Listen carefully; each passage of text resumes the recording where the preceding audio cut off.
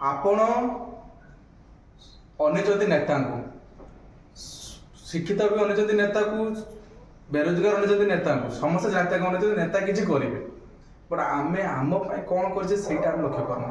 ମୁଁ ଏଥର ଅନୁରୋଧ କରୁଛି, ଆମ ସହିତ କେହି ଦେଇନାହାନ୍ତି ଚାଷୀର ସାଥ, କୌଣସି ଅଫିସ, କୌଣସି ରାଜନେତା, କୌଣସି ପୋଲିସ, ଡାକ୍ତର କେହି ବାହାରି ନାହାନ୍ତି। ଆପଣଙ୍କ ସହିତ କେହି ନାହାନ୍ତି। ସମସ୍ତ ସହିତ ସମସ୍ତେ ଥିଲାବେଳେ ବାହାନା ମାରୁଛି, ଢଙ୍ଗ ଦେଖାଉଛନ୍ତି, କିନ୍ତୁ ଆପଣଙ୍କ ସହିତ କେହି ଠିଆ ହେଇନାହାନ୍ତି। ଯଦି ଆପଣ ଚାଷୀ ଲୋକ ଏକ ନହେବେ, 80% ଲୋକ ଚାଷୀ ଲୋକ ଥାଇ ବି ଆପଣଙ୍କର ରୋଜଗାର ନାହିଁ, ଆପଣଙ୍କ ପିଲା ଦାଦନ ଯାଉଛି, ଆପଣଙ୍କୁ ଅତ୍ୟାଚାର ରଖାଯାଇଛି, ଆପଣଙ୍କ ଜମିକୁ ଲୁଣ୍ଠନ କରାଯାଉଛି, ଆପଣଙ୍କ ଧନ ସମ୍ପତ୍ତି ଓଡ଼ିଶାର କ'ଣ ନାହିଁ, ସବୁ ଅଛି। କୁହନ୍ତି ସୁନାର ରାଜ୍ୟହରା ଓଡ଼ିଶା, ଯୋଉଠି ଗରିବ ସେଠି ଆସିବାର ନଥିଲା, ନା ଉଠିବାର ନଥିଲା। ଯୋଉଠି ଜଗନ୍ନାଥ ଦେଶ ଜଗନ୍ନାଥ ବଡ଼ ଦଳ, ସେ ଜାଗାରେ ଏମିତି ଓଡ଼ିଶା ଗରିବ ରହିବ। ତେଣୁକରି ଆମର ହକ୍ କେହି ଆଉ ଦେବେନି।